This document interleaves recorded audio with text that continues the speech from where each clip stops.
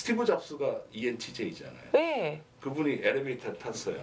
그래서 직원한테 어느 부서에서 일어나 어느 부서에 일어나 무슨 일을 하나 대답을 못한다. 네. 엘리베이터 내리더니 You are fired 해고야. 나는 그게 100% 이해가 돼. 나는 그 자리에 있었으면 승진할 기회를 잡았을 것 같아. 안녕하세요. 안녕하세요. 뭐 감 오시죠? 목소리가 안 나와요. 이번 달 방송 거의 막 지금 50개 육바. 그래서 이분을 만나뵈러 왔습니다. 제가 뭐 평소부터 정말 존경하고 그리고 딱 손이 닿다 하면 다 나. 어깨 원장님 그러면 다 나. 원장님 저 여기 두통 다 나. 그래서 죄송합니다. 누워서 인사드리겠습니다. 안녕하세요. 자, 원장님.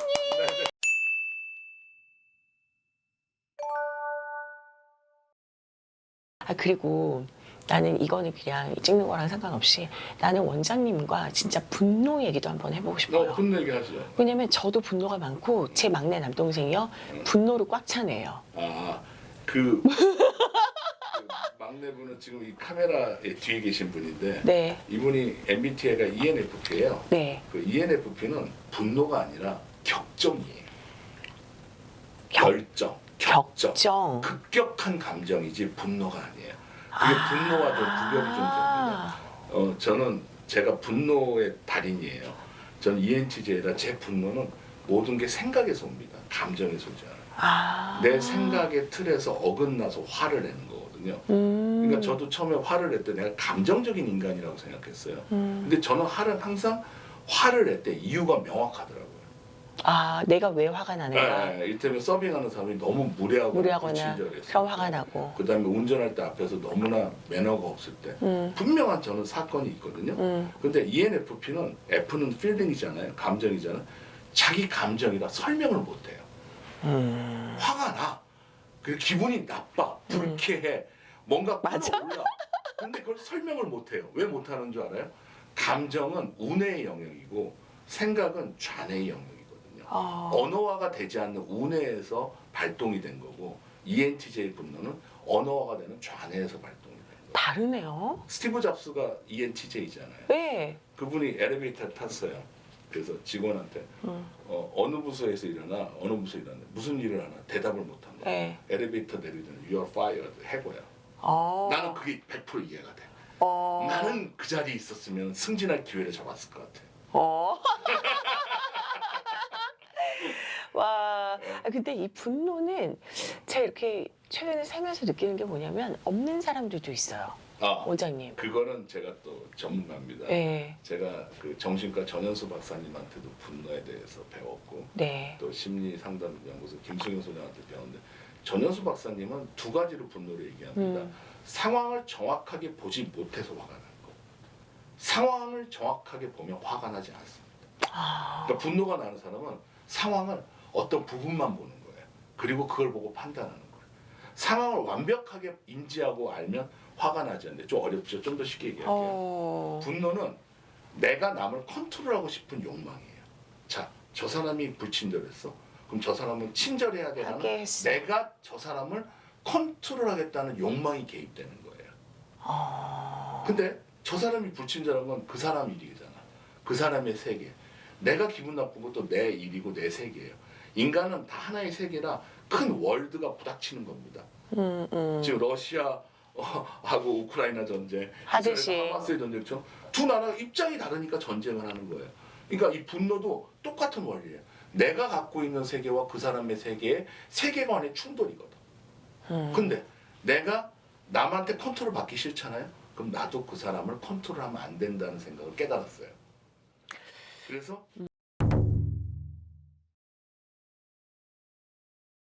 그러니까 이를테면 여러분들도 집에서 테스트를 해볼 수 있어요. 이제 이런 것들이 이제 시중에 뭐 오링 테스트라든가 AK 테스트 이렇게 나오는데 결국 저는 이제 에너지 기 테스트라고 합니다. 그래서 이렇게 했을 때 핸드폰이 해롭잖아요. 핸드폰이 전자파가 해롭잖아요. 핸드폰 가까이 대고 그럼 떨어져요.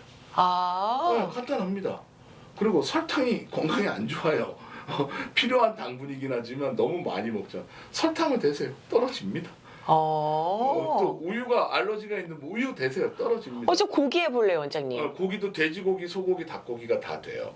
그게 자기한테 받는 고기는 세지. 그럼 고기는 어떻게 들고 하면 돼요? 고기도 이제 그 이렇게 덩어리로? 비닐팩에다가 네. 넣어서 이렇게 몸에다 대기만 하면 돼. 비닐팩이 있어도 상관이 없으니까. 아 그래요 원장님? 네. 그럼 소고기, 뭐 소고기, 닭고기, 돼지고기 네. 다 한번 해봐야겠다. 너무 아. 간단합니다. 그래서 여러분들이 먹기 전에 우리 몸이 파장으로서 그걸 느낀다. 그래서 이제 AK 의학이 이걸 아주 설명을 잘 해놨습니다.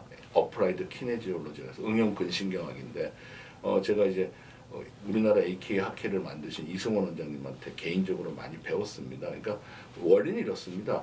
우리가 파장이 도움이 되면 근육이 힘이 세져요. 파장이 해로우면 근육의 힘이 빠져요.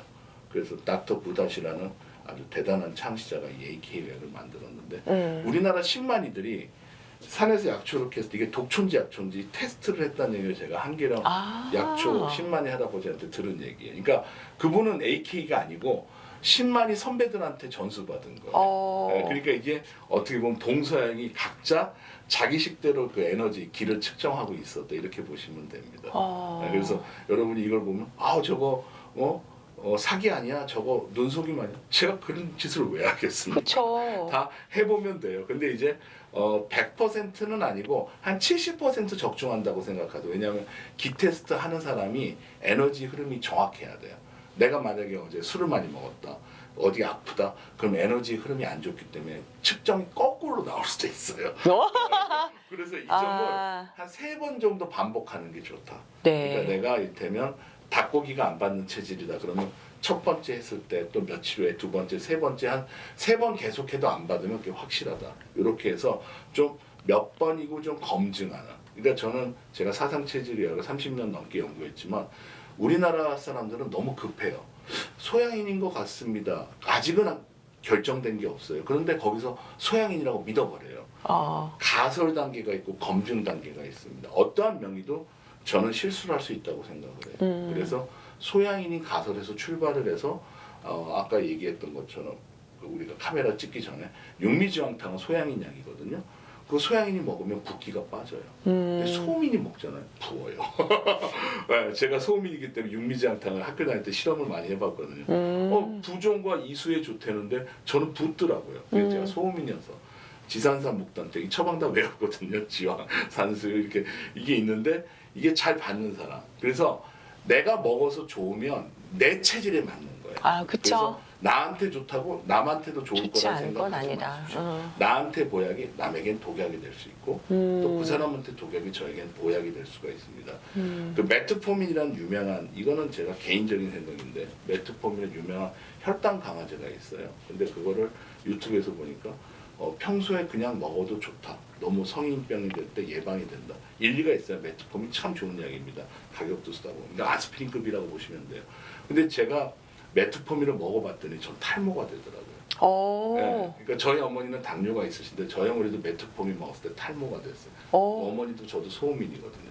그래서 저는 이건 다 제 개인적인 경험으로 얘기하는 거예요. 제가 뭐 의학계나 한의학계를 대표하는 건 아닌데 어떤 양약이든 한약이든 다 체질과 증상에 맞으면 작용이 되고 안 맞으면 부작용이 된다.